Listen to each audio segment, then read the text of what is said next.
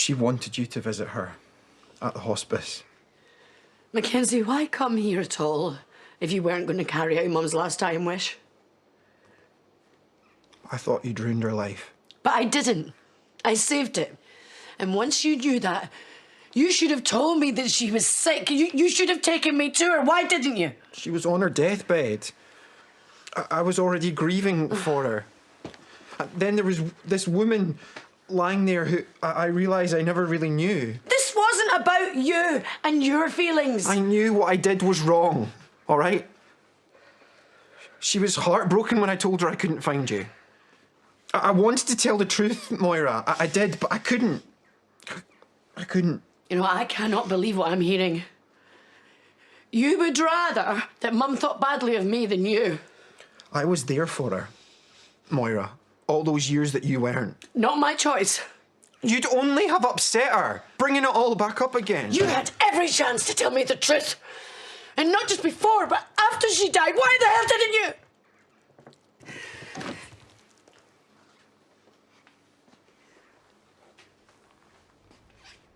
I was angry, and I thought it was the right thing to do. Wasn't your call to make. I mean, sure, there would have been upset and tears, but there would have been joy too. Mum could have met her grandkids. She could have seen that we're all happy. Please, Moira, please. You've got to try.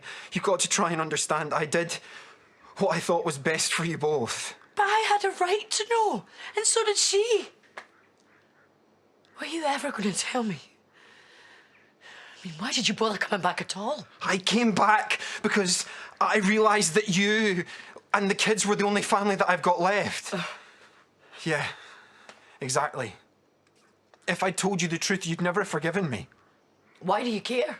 I care because you care. You cared. I burned bridges before working for the Tates because I sure as hell didn't think I could mend them. But then when I came back, you offered me a job and a roof over my head, despite how I was with you before. If only I'd known, eh? I liked it, being part of your family. I love Kyle and Isaac, and I wanted to stick around to try to be a good uncle and a good brother, to try and make it up to you somehow. Make it up to me? You robbed me of the last bit of time that I could have had with my mum. You could have given her some peace. The last time I went back to visit, she went downhill so quickly. And then it was too late. She was gone, and you're my big sister. I couldn't lose you too. Oh, it's all about you. You, isn't it? You know, I can't believe that you did this to us. It was our last chance. I almost told her that I'd found you. But she was drifting in and out of consciousness. I couldn't. You even told me that she died a horrible death. And in pain. I lied. I lied. The hospice staff were amazing. They made her comfortable, and she slipped away gently in her sleep, and I was holding her hand. But at least she didn't have to deal with all the regret and the pain. I spared her that. No.